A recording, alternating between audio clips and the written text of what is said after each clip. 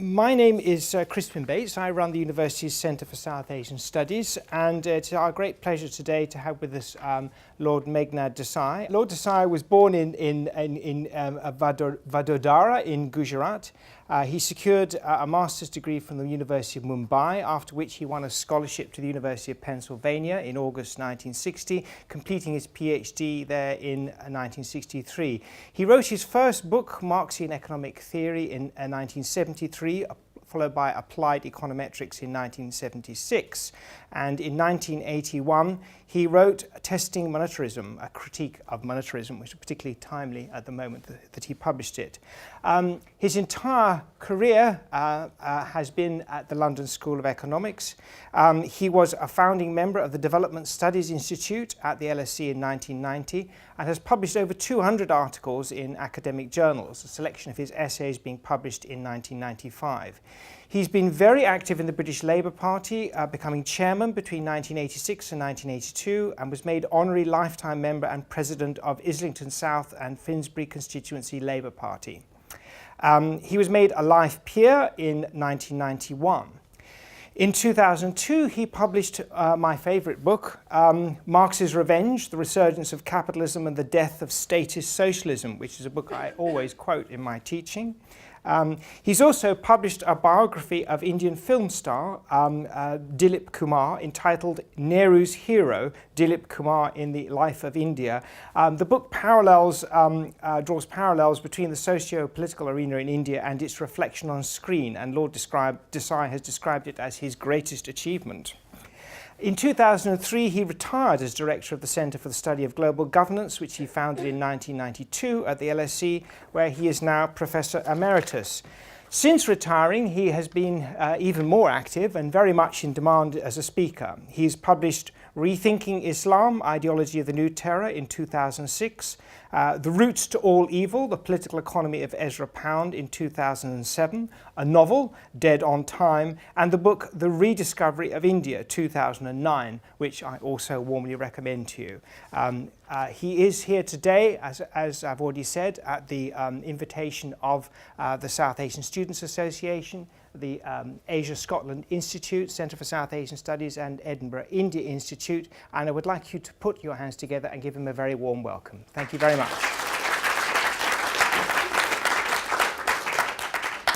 Oh, I should give the subject of the talk, which is India and South Asia, an unfinished agenda. And would you like to take the stand over here?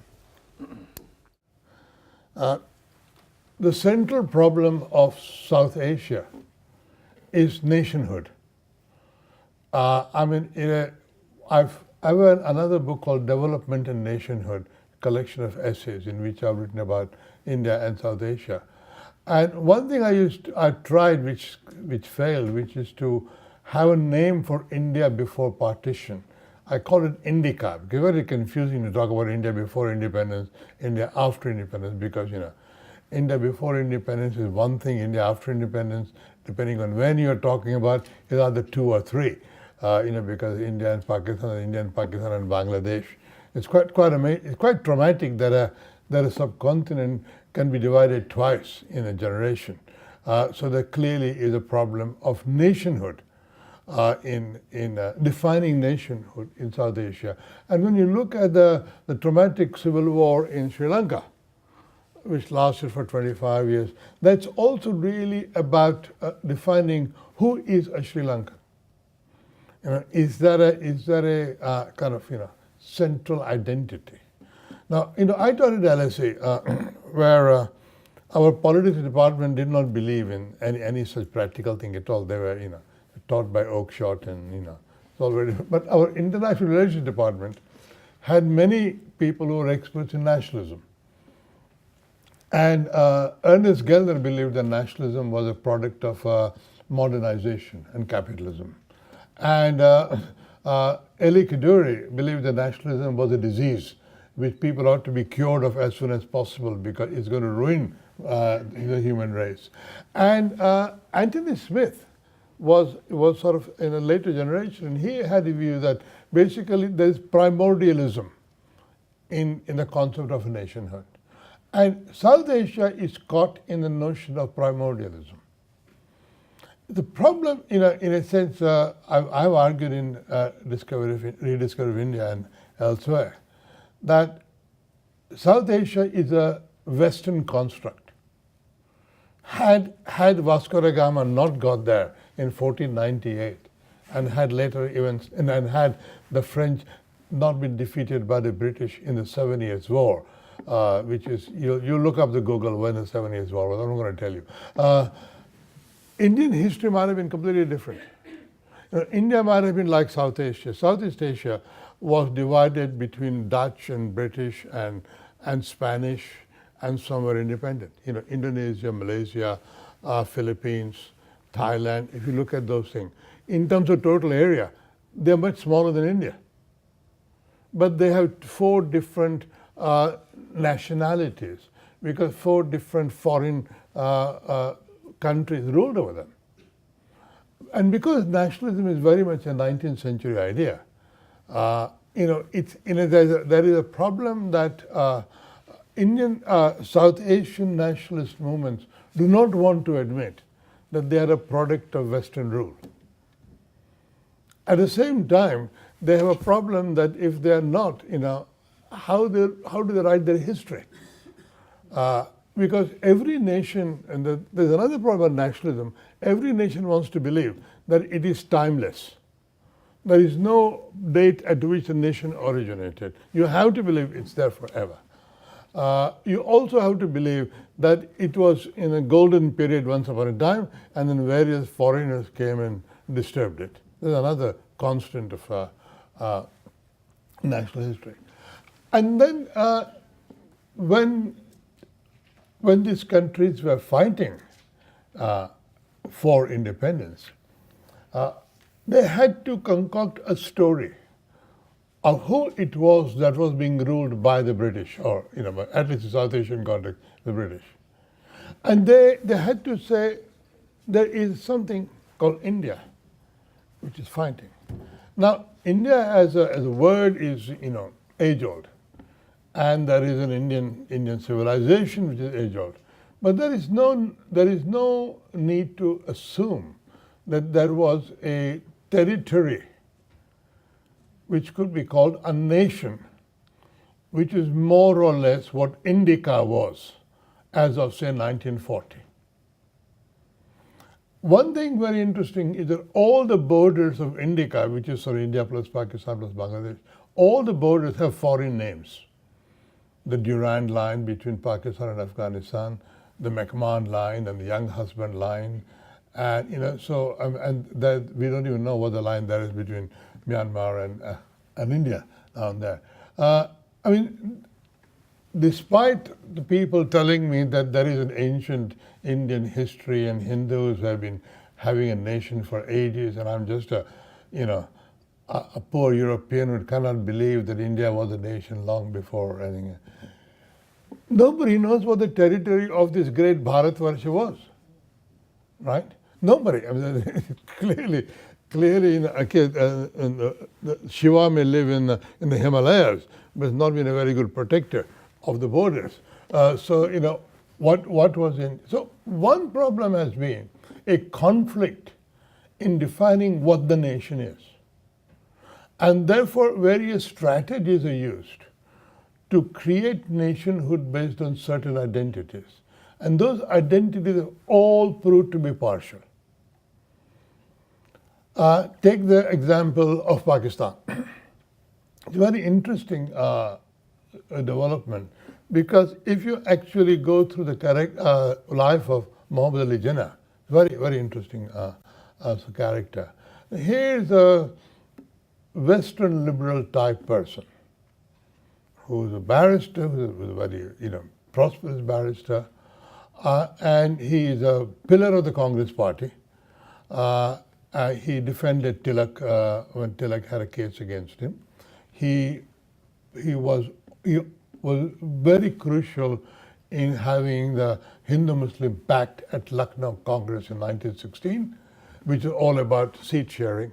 You see, another thing which really happens very interestingly is that you can have societies and territories and even nations. Once you introduce democracy, all hell breaks loose. If you're a kingdom, and this also goes to the recent referendum, a kingdom can be a place where different tribes and different territories can be loyal to the crown. But if it's a nation, then suddenly they want to define who is the majority, who is the minority, who actually belongs to a nation. You know, if you're a subject of a monarch, you're not a citizen. Your nationality doesn't matter because a monarch defines your political identity.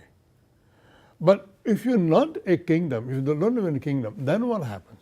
And as soon as the Mole-Minto reforms of 1909 came, tiny amount of democracy introduced. That's when people started drawing lines of Hindus and Muslims. And then numbers mattered. And once numbers matter, minorities feel threatened. One problem is that can we have a coherent history of whatever it is we define India to be? My own contention is that what happened in 1950, let us say, 47, 1950, Rajendra Prasad became president of India and ruled over more territory than any previous emperor of India ever did. Nobody had that much territory, even including partition, even discounting for partition. No other previous ruler of India has. So India actually gets defined in 1947 or 1950, not before. If you say that that is a challenge, how did that India come about? And that India cannot come about without British rule. Sadly or happily. You know, some people may have, and there is now a lot of another interesting debate on the sacred geography of India, because there were people who traveled different centers of India. You know, the Shankaracharya had 4 centers and so on. Again, if you look at that, there is a very narrow rugby football, excluding much of Assam. I mean, the north is completely, and a bit of north is. So, yeah, there is radical. There are people who had some idea of a community of people believing in a single religion. I'm not quite sure Hinduism is religion, but so let's call it religion. There's a community of religion. There is also a common history of the battle between Buddhism and Brahmanism.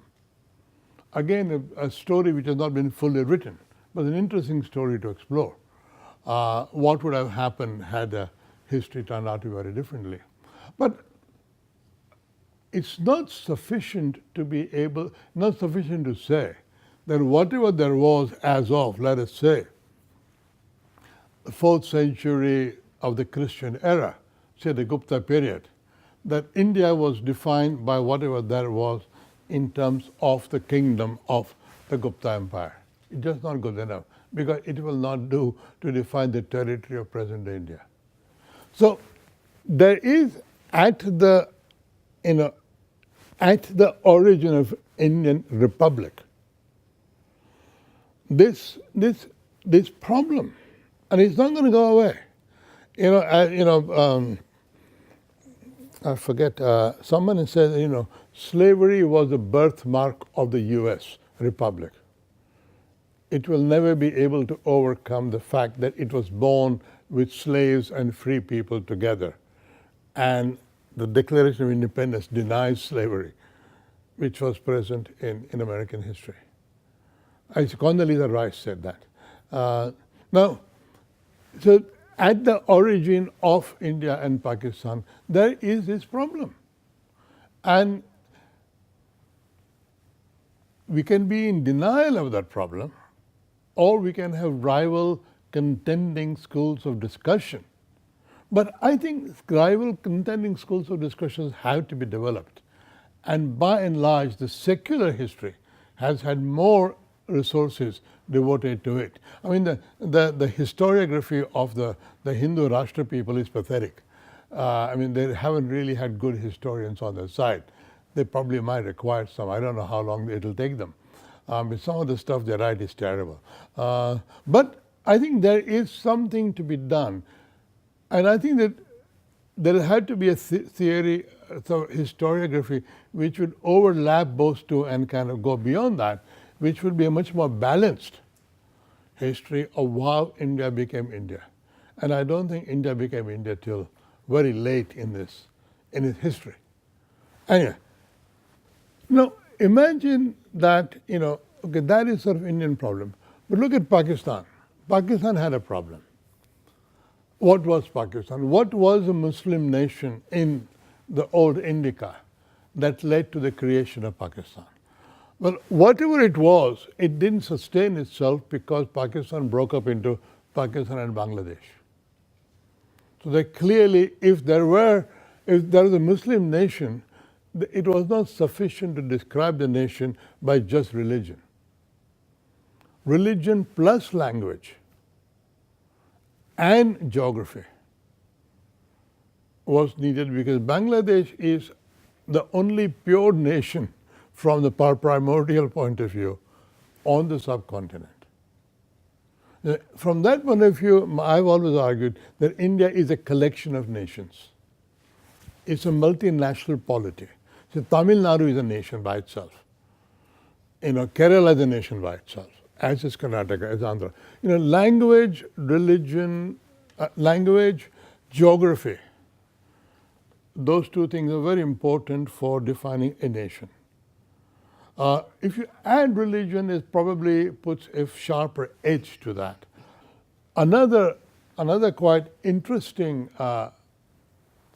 development, at least in not just the last election, but for last some years, as far as India is concerned, is the collapse of the left as an ideology. The disappearance, and electorally, the left has almost disappeared in India. There are only about 10 seats in parliament. But not that. In terms of ideology, the left is not commanding any debate. Unlike when I was growing up in the 1950s, the left was the dominant ideological influence in terms of critical debate on the nature of Indian culture, history, all sorts of questions. When I grew up reading Kosambi, and Kosambi was one of the great authors in terms of being critical of ancient Indian culture and civilization. Now the left doesn't exist as a critical force or the political force, because all that you hear from the left is which alliance are they going to get to with another 17 parties and going to come to power after the election. That's all they've been talking about last 15 years. The Soviet Union is gone. China has more or less abandoned any kind of ideological content of communism. I mean, they like the monopoly of power, but there's no other content. And so what the left was going to do, India is still officially a socialist secular republic, but the word socialist was added when Indira Gandhi was a fascist dictator of India. So God alone knows what that means. But collapse of left ideology, and in the 2014 election, the collapse of Congress, which has never been an ideological, but whatever it had, the idea of India was the ideology. That has been defeated. So there is, from looking back to the first question, there is a vacuum in political, because the right wing in India is actually not a coherent philosophy either. For example, what one would call right wing in the Western terms, some attitude about economics, free market ideology, or whatever you want to call it, liberalism, libertarianism, free market, any collection of those ideas. Or in some cases, some conservative philosophers in UK would go much more back to the rootedness of in community and society. I mean, someone like Oakeshott would privilege community much more above the state, but there had to be a homogeneous community which shared a variety of values over history. So they'll be racially homogeneous. And there are dangers lurking there. But Indian right is sort of patchwork of partly Hindu fundamentalists, who are loath to have any explicit ideology, except they believe that they have the truth because they have God on their side, and so what else do they need? They have many gods on their side, but that's another issue. But again, Hinduism, a Hindu society as a group cannot be combined as a unity. Hindu majoritarianism is not an electoral possibility.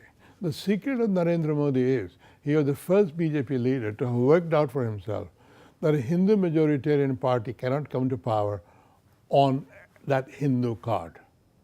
Because the problem with Hinduism is that it is defined by division. Hindu society is the first which invented divide and rule. Because the only society which has sustained itself without having political authority to buttress it up. All these years it has lasted, for 3,000 or 4,000 years. But there very often has not been a Hindu kingdom to buttress the Hindu society. And it has sustained itself by subdivisions. The caste structure is the cellular structure of castes. It's not only cellular, but it's hierarchical. And so if you have 3 Hindus, there'll be 2 divisions among them. And so you can't combine the Hindus under one flag. There's a lovely, I don't know how much time I've got, but I'll tell you one more story, and then I'll come to the gender issue. There is when the Babri Masjid dispute was going on after what to do how to reconstruct the Ram temple and all that, the Shankaracharya of Kanchi, and there are 4 Shankaracharyas, Kanchi, intervened and saying, this is my solution to the problem of reconciling Hindu-Muslim demands about things. And so the Vishwa Hindu Parishad head said, he is a Shaivite. He has no authority to speak on Ram because Ram is a Vishnu avatar. Now, how can you have a single combined Hindu majority if they can't even agree with Shaivas and Vaishnavites? Okay, so interestingly, Hindu majoritarianism is actually not a possibility. And the attempt was made around the Ram temple to build a single entity, because North and South are also different about Hinduism. And that was not sufficient to have a sustained BJP rule, which is why Narendra Modi has invented Sabka Saath, Sabka Vikas, which has nothing Hindu about it. It's a right-wing, development-oriented philosophy which taken community out, forgotten about religion, either sincerely or not sincerely, it remains to be seen, but it was successful. The successful strategy that the BJP has finally got into is a non-religious developmental ideology, which anybody could have tried, but they tried and they won. So that is now. Again, there are further problems. There is on one hand there is this problem of defining nationhood and ethnicity and primordiality. And then there's the problem of defining citizenship. Who is a citizen? And how do you base a modern republic, a modern nation, which is democratic, in a society which is deeply hierarchical? Now, there are 2 issues about this thing. First of all, quite rightly, the people who framed the Constitution were revolutionaries because they created universal adult franchise, for which there were not very many precedents even by that time. Not many countries had given votes to women. France only gave it in 1945. England in 1928, full adult franchise. And England came in UK came in 1928. France in 1945. So it was a bold thing to do without literacy requirement, without property requirement, without any consideration of gender. Everybody was made a voter. So the political basis of a single identity or an equal identity was laid. But a society is not capable of realizing it. One way the society was aware of realizing it is at least by addressing the major contradiction in Hindu society, which was about untouchability. But clearly, many religions believe in equality theoretically, though not in practice. Hinduism, or whatever you want to call the religion, doesn't believe in equality theoretically. It theoretically denies equality. It's absolutely central to it. Yes, in the Bhakti movement, there were attempts to overcome this. The Bhakti movement is an attempt to overcome this. But by and large, the received doctrine is that there are many divisions, but the most central division is between people who are Savarnas and those people who are outside the Varna system. And it's undeniably there, and it is very central division. And the new India addressed it. Actually, it didn't address it. The new India continued what had been done by the British by way of the scheduled caste thing. Now, the scheduled caste concession comes from the South, which had an anti-Brahmin revolt in late 19th, early 20th century. And so that is why the history of South and North is different. And so the untouchability provision, and it was added for special tribes, ST, SC as it is called. Now the ST, the social tribal thing, was in a 1931 white paper which was published after the Roundtable Conference. The first time anybody listed scheduled tribes. They're called scheduled because they're in a schedule of a 1931 white paper published by the Ramsay MacDonald government, which also published the list of scheduled castes. And there has not been another census to list scheduled castes because castes have not been asked as a question ever since then. So we are still relying on 1931 census to define scheduled castes and scheduled tribes. That's another story. Now, that is that division. How do you overcome the fundamental social inequality? And I've always believed that what independent India did, especially what Congress and the left did, was they shifted attention to income inequality, economic inequality. But social inequality is primary to income inequality. You see, what we have, say, in the UK, or now, lately in the USA, is equality of dignity and equality of regard. That you may be poorer than me, you may be a bus conductor and I may be a professor, but I deal with you as an equal. In India, there is still a gap about you only have to see how people deal with restaurant waiters and you realize how egalitarianism is deep into the DNA of society. But there is the lack of social equality in India. And the paradox is, how do you get a good functioning democracy without social equality? And of course then the biggest social inequality is across men and women, for which no provision has been made in the Constitution.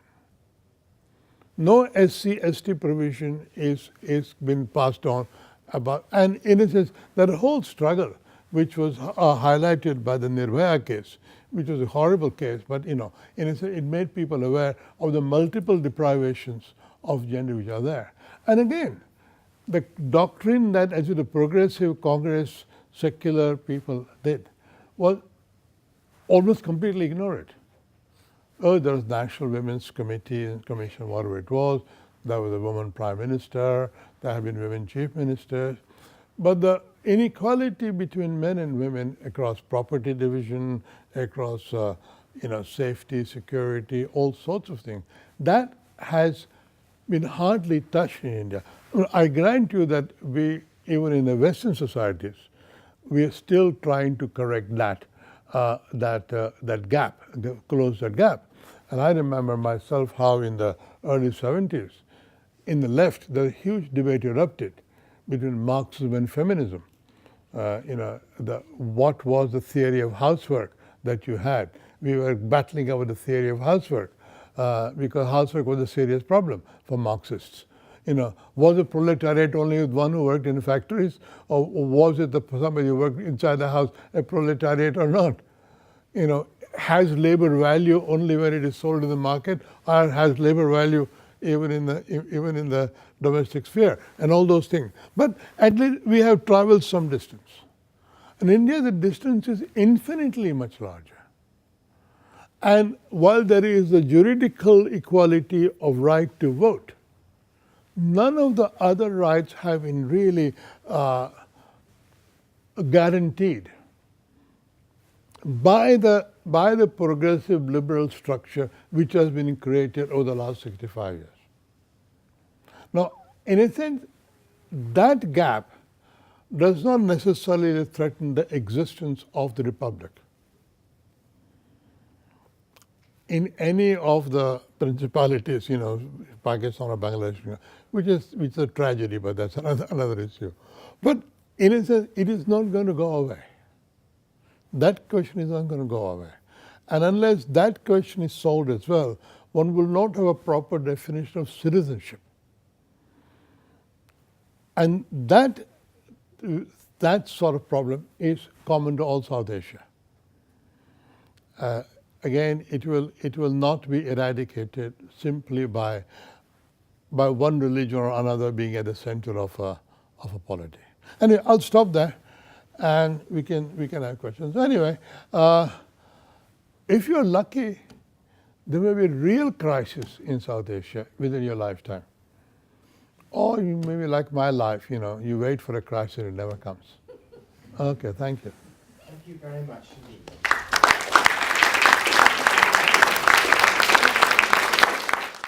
I was wondering what you thought increasing levels of rural-urban migration and increasing urbanization, what kind of effects they might have on the caste divisions. Historically, in other countries, those kind of hierarchical divisions in rural societies may have been dampened down somewhat by urbanization. Well, actually, the whole Mandal movement has done some wonders in terms of the caste division, because the whole battle in North India, which is a very backward place compared to South India, was about the equality of dignity. Lalu Prasad Yadav and Mulayam Singh Yadav, all those are basically fighting for social equality. Lalu Prasad Yadav even said, Vikas nahi samman chahiye. I don't want development, I want respect. So it's a respect agenda. And to that extent, quite effectively, in North India, which was sort of the old Bimaru state and so on, there has been a considerable gain in reducing the distance of social inequality across the upper caste and the lower caste. And he is not just talking about the untouchables, but the Shudras as well here, OBCs. Now, that is quite true. Now, I am Christoph Jaffrelot, who is a fantastically great scholar of Indian society. He and I have an argument. He says eventually castes will be there, but they will not be hierarchical. It will become horizontal, not vertical, but horizontal division. There will be caste divisions, but they will not be upper and lower. There will be equal. That would be the utopian end of this thing, that everybody retains a caste identity. They may even retain endogamy, but they stop oppressing the upper, stop the lower, and there is a degree of social equality of rank, or equality of dignity, as I call it. That will happen only through democratic politics. The most remarkable example of efficacy of democratic politics in India is what happened in Mandal. It may have been economically inefficient or not. That's a quick. But in terms of establishing social equality as a support for political democracy, I mean, United States continued to be a good democracy without social equality for a long time. Because after all, there was considerable division. Even when I first went there in 1961, there was a considerable division between whites and blacks. There's no doubt blacks were not visible in certain parts of every city. And I met whites who had never ever talked to a black person on terms of equality. That changed after late 1960s. But America as a democracy cannot be doubted that the quality of democracy was quite good. So democracy can live with a lot of inequality, as it has lived in the British Isles. And there are a lot of vertical division and caste division in this country. But I think it will be done, and urbanization is part of it. That's quite urban part of it. But what also has happened quite dramatically in the last 10 years is prosperity in rural areas. Lot of villages have become much better connected. I went to a conference of retailers in India. I get invited to everything, and they were telling me that now the purchasing patterns in rural areas are not that different from in urban areas. They can sell similar goods. The Coca-Cola man was saying, I can sell Coca-Cola in any part of India. And semi-cooked or even cooked foods, packaged, have a rural market now, because many women in rural areas don't have time to cook because they're doing business from their home. Some cyber, they are online, and so that kind of employment is growing. So it is quite possible that we will have further cultural changes, and that might. Okay, next question, please. Okay, at the back there, on the left.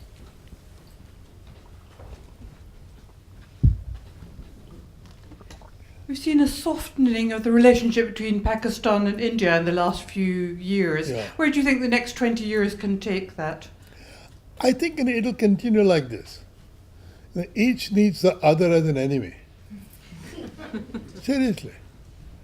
I had a friend of mine called Lord Bhikkhu Parekh, Professor Bhikkhu Parekh. He had a theory that all India had to do was to hand over Kashmir to Pakistan, and Pakistan will fall apart. Because the Pakistan only sustained as a nation by hatred of India and agreements. If they didn't have agreements, what would they do with themselves? They'd fall apart. But no, quite seriously, it's now settled into a low-level disturbance. Neither side can afford to claim complete friendship or a treaty because they cannot solve this problem, which is the problem of Kashmir, which involves the basic national identity of each. It is one of the most, it's like the Schleswig-Holstein question. It's very complicated, and its origins are in the circumstances as of 1947, and it cannot be solved because had Jammu and Kashmir been part of British India, without doubt it would have gone to Pakistan. That was the principle. The Muslim majority things went to Pakistan. It would have gone. There may have been a division, or maybe Jammu may have come to India, but even that's doubtful. But it was a native state. And as a native state, the man had choice, first of all, which principality to join, to accede to. And then he didn't make up his mind to the last minute, and all hell followed. And that process is frozen because in all other native states of India first acceded and then merged into the Union. Kashmir is acceded but not merged, technically, which is why Article 370 is still there. And this is why this BJP wants to abolish it, and all kinds of problems arise. Because the commitment was made that before a state which had acceded had to merge, there had to be a public consultation. And the public consultation can't be there because nobody wants to have a referendum. even the virtuous example of Scotland will not inspire India to have a referendum in Kashmir. So no, I think it's a low-level disturbance, annoyance of each party. There is a military equilibrium. There is no doubt that Pakistan cannot win Kashmir militarily, and India cannot take away Pakistan-occupied Kashmir without setting up all kinds of problems. Anyway, part of Pakistan-occupied Kashmir is now Chinese territory, so the Chinese will get excited.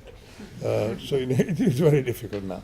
No, I actually think it gets a lot of publicity, but it is only for international consumption, only for kind of public consumption. It's very little annoyance, and everybody knows that there can be a lot of trade between the two countries. There's a lot of smuggling anyway. You could legitimize the smuggling and call it trade. A lot of friendship at the household level, people visiting each other, music and so. There are groups in each country which hate everything from the other country. So if there is an exhibition of Pakistani textiles, there are people marching outside. Same thing happens in Pakistan. But these are small disturbances. It will continue like this. England and France were battled for about 500 years. There was another question at the back there, I think. And then we'll come to you. I mean, do you remember the Calais was once upon a time English? We want it back. Hi, my question is, I noticed that when you were talking about Hinduism and the hierarchical structure, it seemed to be a little bit cynical. In the Indian Parliament, what alternative would you have for that? Islamic law or a strict law? Because there's so much corruption in it. Sorry? So do you give a third way for the Indian Parliament? Why does the Indian Parliament need a third way? In the third way, that what alternative system do you propose for it if religion or law are both in a mix with each other? No, the Indian citizenship is not defined by the religion. Nobody contesting parliament need be one religion or another. Hindu society is. But the revolutionary part of the constitution is that it was constructed without any regard to what religion people were. The most remarkable document doesn't mention religion. It doesn't say, so help me God or anything like that.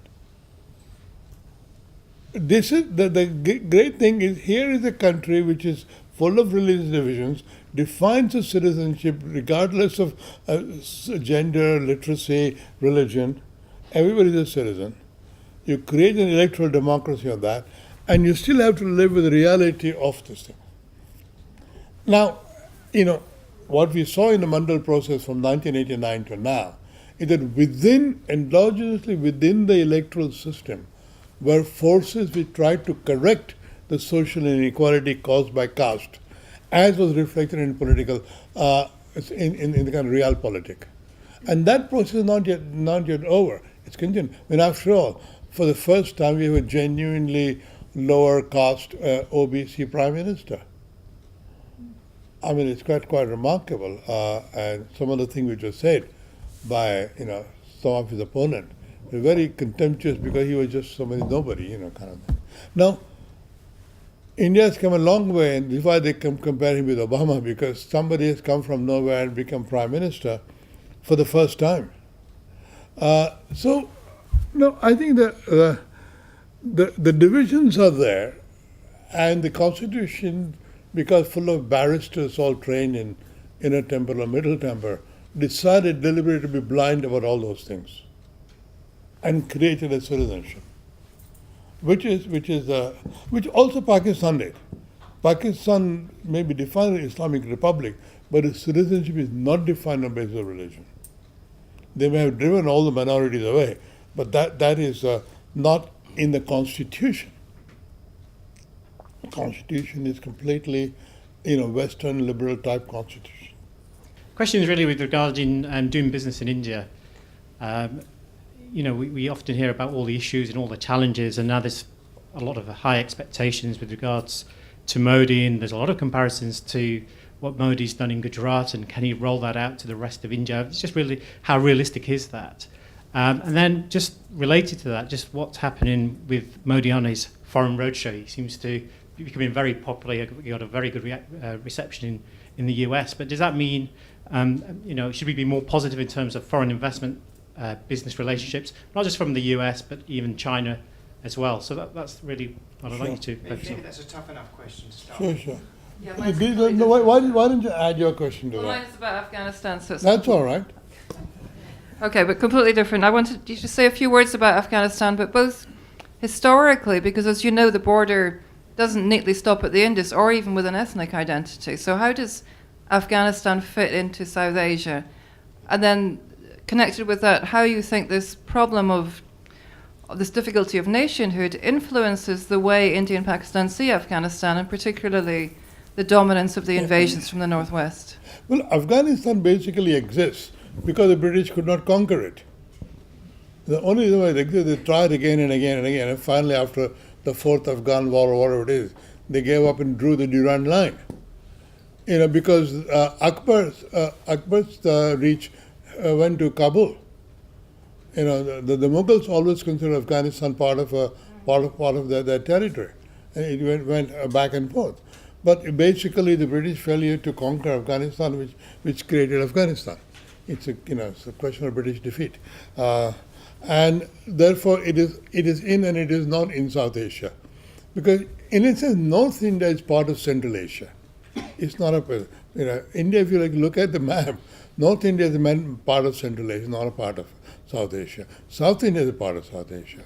We don't call it South Asia, but in a sense, geographically, as I was saying before, had India like Southeast Asia, had the British not conquered the French here, we could have had French Bengal and a British Gujarat and a Dutch South India. Also, India could have been 5 different countries.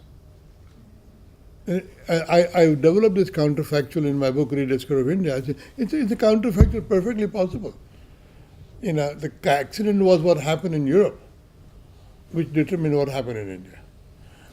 And so Afghanistan is an anomaly because of that respect. And once Pakistan is created, then you cannot have any kind of simple bridge across India to Afghanistan, because there is a suspicion of what is going on. Now, about Modi, I think in a sense, the despair with the UPA-2 Congress was so deep. I mean, it was almost palpable if you'd lived through there in 99 months before the election. That, by contrast, hopes in Modi were way, way above expected. Really, really. And in a sense, he built his campaign on that. I mean, he campaigned independently of his party. India did not elect BJP, India elected Modi. And he went all over and he had this sort of promise of growth and this and that. And people tried to examine Gujarat model, I think, overcritically to destroy it. But in a sense, something good happened. Because a lot of different Indian states have had good performance. There's no problem. Bihar has done, Gujarat has done, and so on. Modi model is very much something that can be replicated, because Gujarat is more or less a developed country, has been for 150 years. And how do you add development to a developed country? Well, you do it by foreign investment, outside investment, which in the case of the state means either from outside the state or outside the country. Now, he clearly would like to replicate that.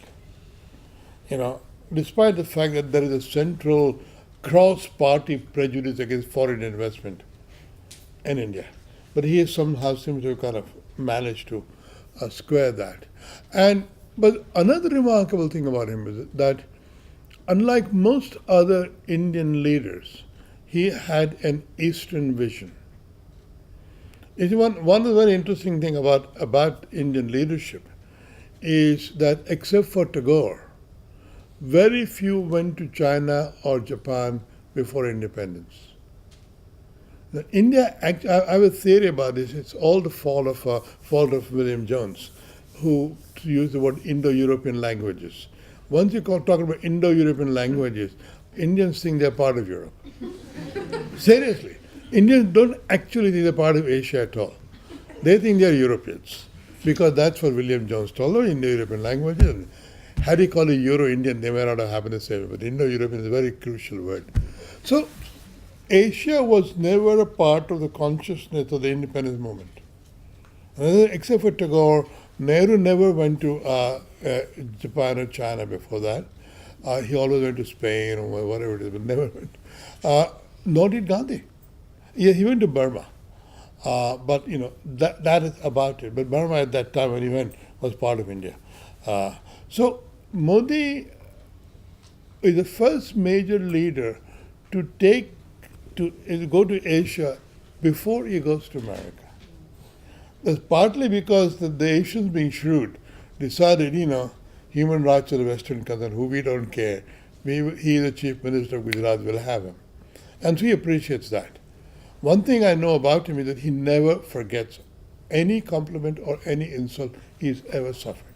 Man has a prodigious memory. And so he is going to try and develop the eastern flank much more than a western flank. I think it by and large considered, except for the diaspora, Indian diaspora in America, I don't think he trusts the rest of the Americans. Because they'll go away any day. Can't rely on them, but the diaspora may help. So, and the diaspora is basically BJP supporting diaspora. I mean, many of them are Gujaratis and Punjabis in there. And so, I think, again, for a prime minister, no other prime minister has been this active traveling abroad, this early in his term. So one thing he has done, which is very noticeable, is we were all expecting, and people like me were expecting or writing, that he would be very radical. He will go for deep structural reforms. And he has not done that. He has decided on continuity. This government is UPA 1 plus a decisive prime minister. And in the first time he went to Central Legislative Assembly room in a parliament, he said, we respect the previous governments. We think they're doing a sincere, serious job. He's never criticized UPA 2, not after becoming prime minister. And did not cancel any of the entitlement programs of UPA 2. Did not criticize the deficit, did not criticize Chidambaram's fraudulent numbers, which were fraudulent, we all know they were fraudulent. So his idea is that I am the Prime Minister of India, and this is a very solid tradition, and I'm in the tradition. Desperate to be seen part of the tradition and not part of a difference. Now, even Margaret Thatcher did not become a serious reformer until her second term. People forget, she created a lot of contention. Now, he has avoided any contention. Down below at the grassroots level, the BJP is misbehaving in a variety of states, misbehaving in UP, misbehaving in Gujarat and so on. But he has been not a part of that. The apex BJP is not supporting that. So he is actually trying to say, okay, we are now the permanent party in power. And the permanent party in power, you don't get into small controversies. You don't need to insult the previous guy. They're gone. You respect the past and you go on. And so that has been a profound difference because we are all waiting for the furniture to break, the crockery to be smashed. No crockery smashed. And the gamble is that if you don't do deep structural reforms, between 2000 and 2008, India was growing at 7.5% to 8%. And India can again grow at 7.5% to 8% without any deep structural reforms. You don't have to privatize a lot, you don't have to do any drastic legislation. Business as usual with clean, decisive government, decisive more than clean, will give you 7.5%. Now, at some stage, he will have to meet the idea that people expect him to do better than that. Now, can he deliver a double-digit growth? A double-digit growth rate cannot be delivered without radical reform. But we don't know. I mean, it's a right now. It's quite a middle of the road, moderate strategy, right of center, but not extreme right of center, not free market, none of those things. I mean, this man actually believes that all public sector undertakings ought to stay in public sector and they can be made to function better. Or he can make them function better. That is his confidence in Gujarat. He's a micromanager. He's an excessive micromanager. How he's going to manage as Prime Minister of India, we don't know, but he is micromanaging right now. And he's more or less, it's a one-person government. The cabinet has been really downgraded quite a bit in terms of their ability to make decisions. But he follows through in great detail things he lays down, and like for example, the idea that people should have bank accounts. That idea is not new. The idea is the UPA2 idea, financial inclusion. But he implemented it. The pace and the preparation was phenomenal. So that 10 million new accounts can be established, each week, and to do that, he's made preparation, he's sorted out, he's simplified, all that. That kind of administrative thinking, no previous prime minister has shown. He is an administrator, very much an administrator. He is not a strategic thinker. I mean, he must be a strategic thinker because he got a prime minister from nowhere. But this man has also been thinking about being prime minister for at least 10 years. He has not come unprepared. He's become very well prepared. He has a good historical memory as well. So he wants to be known as at least the joint greatest prime minister, if not the greatest prime minister. He is ambitious. He hasn't come this far without lacking ambition, and so it's very interesting. Now most things don't go according to plan. There are always adverse shocks, black swans, whatever it is. I mean, there may be a serious war with China. There may be. I mean, because in a sense, that border is a very disputed border, and I myself believe that it doesn't belong to India. But that's my view. That's a case of. It's only a part of India because the British made it so. It doesn't belong to Bharatvarsha or anything like that. But the British, in bullying China and in Tibet and so on, they carved it off. What is called Arunachal Pradesh was not included in Indian territory until 1938. Is that as recent as that? And the Chinese have a right to complain, which is not a thing that Modi can admit in his tenure. That destroys him. That degree of Hindu nationalism that is there, actually no Prime Minister of India can ever admit that any bit of India is not Indian, because territoriality is a very strong basis for nationhood. So I think the greatest danger is an India-China war. Shall we go to the next question? Yeah. I think Roger, you have one. Yeah. First Roddy, then you. Yeah. Thank you very much for your comments so far. We were beginning to turn to externally to India's position on the world stage.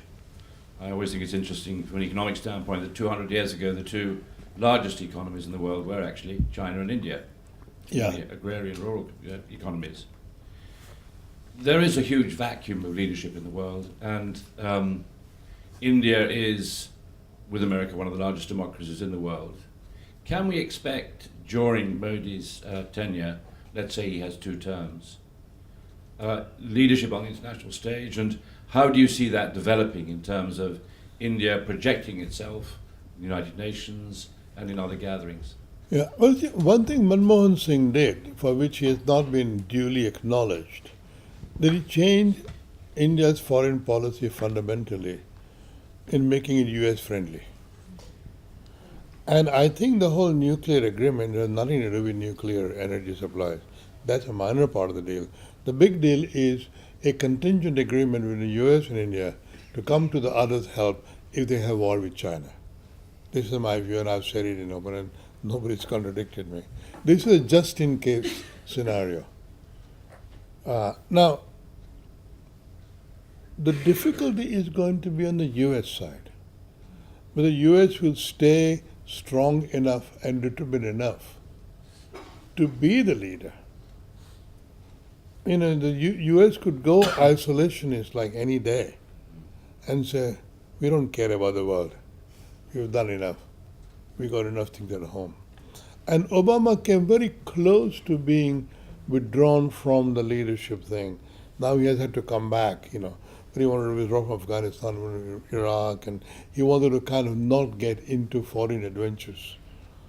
You know, we had the Gladstone. Gladstone was the interventionist and the Tories were non-interventionist, remember? It's like that. We don't know, you know, who the next president would be, and whether the division between president and the Congress and the lack of bipartisan consensus in the United States will continue. The United States needs a bipartisan consensus and a strong presidency to be able to be leader. Now, devoid of United States as part of the Troika, India and China cannot rule the world. So get there and start propagating Hillary Clinton, make her win, and hopefully. No, I don't know. I mean, right now I'm more worried about the old allies losing their willingness to uphold the system they created, which is what happened to the Syrian chemical weapons thing, and happening in Ukraine, eastern Ukraine. In sanctions or no sanctions, the pusillanimous response.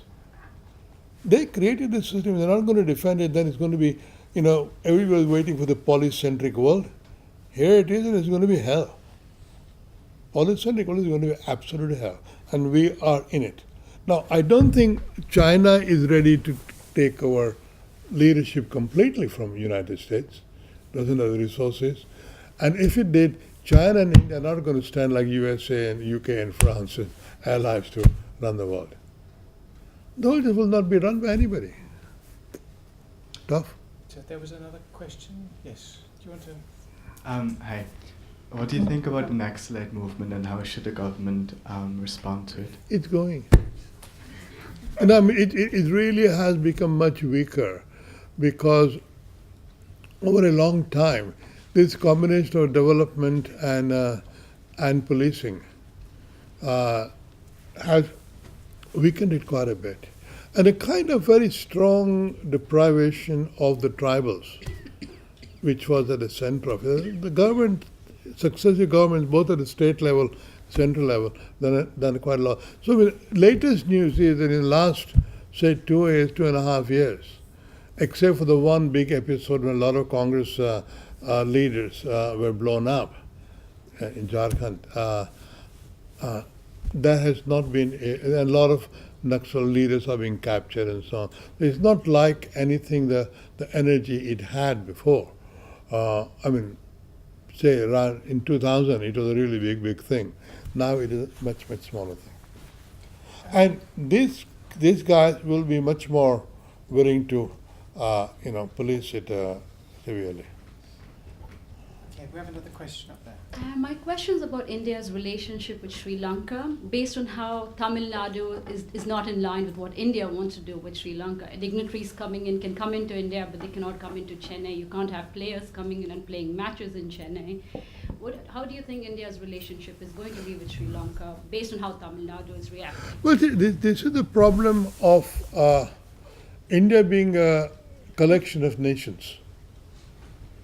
Tamil Nadu is a nation, very powerful nation, and because the center was weak, they let Tamil Nadu do things in foreign policy which would never be allowed by BJP government. I mean, the idea that Jayalalitha could say, I will not have Sri Lankan players in Chennai, I mean, outrageous.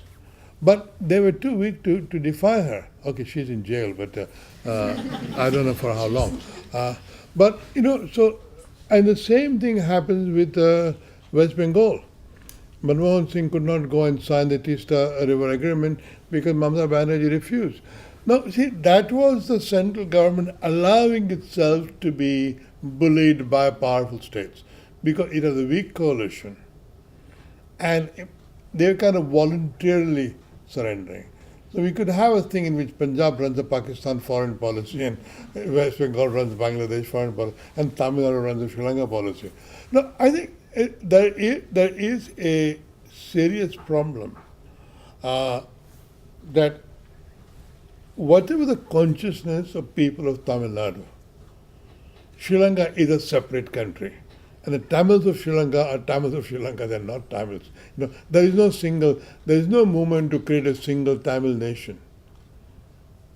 One can only be thankful for that because if it does, it'll be another bloodshed. But that has led the Tamil leadership, because it's basically a single family, DMK and AIDMK are the same people. And their whole attitude towards, for example, the assassins of Indira Gandhi or of Rajiv Gandhi, and anything about Prabhakar and so on, disregards all the negatives that any Tamil leader may have done. A Tamil can do no wrong. Now, a serious country cannot accept a logic like that. Because if you accept that, then every state of India will start creating exceptionalism. So to that extent, Italy is a triangle relationship, Delhi and Tamil Nadu, Delhi and Colombo. And I think that the new Prime Minister is not going to stand for any deviation from the power of the center to have a single foreign policy. So to that extent, what will happen is basically with India and Sri Lanka, it will be realpolitik. Neither side cares about human rights. It will be realpolitik. Can we have one last question? Yes, the young lady here.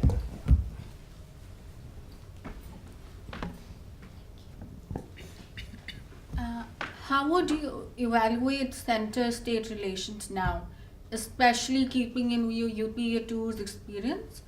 And this is a term paper. No. No, I promise it's not. It's just a genuine question. And also development agenda, because Modi is now harping on Achhe Din and development for all, right? Yeah. And especially also because most of the states are now BJP ruled states. No, they're not. Well, some of them are, Yeah. at least some of them. So that's my question to you. How would you evaluate center-state relations? Okay. I think Modi is the first chief minister to become prime minister without spending any time in Delhi. The first kind of person who went straight. When he has done two things in his life, he became chief minister before being elected to the Gujarat Legislative Assembly. And he became prime minister as soon as he became member of parliament at the center. He is a federalist. He genuinely believes in states' rights. He genuinely believes in a number of directions states should have freedom to do what they like. And for example, on something like labor market reform, which is essential for manufacturing growth, they openly said the number of states have done interesting thing about labor market reform. Let's follow best practice. Let's disseminate best practice technology among other states. But it is the right of states to have the labor market policy. God openly said that. Similarly, on land acquisition policy, there have been initiatives, and the idea in Gujarat, for example, is very good land acquisition. Let us follow best practice. There was a report by Accenture, which came out just before independence, which was on the Department of Industrial Productivity and Promotion.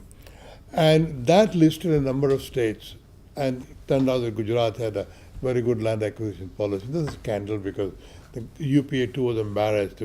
But the idea, he has picked up that idea, and recently he said, before he went to America, that although in terms of ease of doing business, India ranks 114th or something like that, if you pick up the best practice of all the states, India will come 54th. So he is very much a state, is much less centralist. So the old Nehruvian idea was very centralist, and it became federalist by default. They were forced to become. But Modi starts with a bottom-up approach. So although old BJP was very unitarian, very central, Modi is not. Modi is very federalist. So I think, and a number of times he has said there's no reason why, all meetings should be in Delhi when state chief ministers are called. Minister meetings should be all over the country and things like that. So he is going to make it much more a federalist structure while having a strong central government, but not being a centralist. Then interesting things are going to happen. Thank you very much.